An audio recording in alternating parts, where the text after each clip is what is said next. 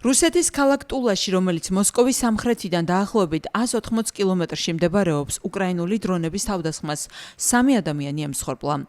ადგილობრივი ხელისუფლების ინფორმაციით დაშავდა კიდევ 3 ადამიანი, მათ შორის 1 წლის ბავშვი. ტულის გუბერნატორის დმიტრი მილიაევის განცხადებით, დრონებით იერიში საცხოვრებელ უბანზე იყო მიტანილი. თავდასხმის შედეგად დაზიანდა რამდენიმე საცხოვრებელი შენობა და სამოქალაქო ინფრასტრუქტურა. ადგილზე საგანგებო სამსახურები მთელი ღამის განმავლობაში მუშაობდნენ.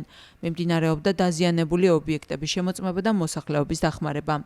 ამჟამად ვაფასებთ მიყენებულ ზარალს, მათ შორის შენობების სხვადასხვა დაზიანებასა და კონსტრუქციული მდგრადობის დარღვევის შემთხვევებს. რამდენიმე ჯგუფი კარდაკარ ამოწმებს საცხოვრებელ სახლებს, რათა დაზიანებები სრულად აღირიცხოს და დაზარალებულ მოსახლეობას შესაბამისი დახმარება გაეწიოს. რუსეთის თავდაცვის სამინისტრო აცხადებს, რომ ქვეყნის საჰაერო თავდაცვის სისტემებმა ღამის განმავლობაში უკრაინის მიერ გაშვებული 123 დრონი ჩამოაგდეს. უწყების ცნობით უპილოტო საფრენი აპარატები რუსეთის სხვადასხვა რეგიონზე იყო მიმართული, თუმცა მათი უმეტესობის განეიტრალება ჰაერში მოხერხდა.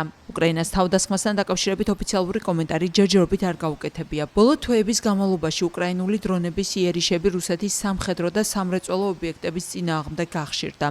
რის საპასუხოდაც რუსეთი უკრაინის ქალაქებსა და ენერგეტიკულ ინფრასტრუქტურაზე მასშტაბურ საჰაერო დარტყმებს აგრძელებს.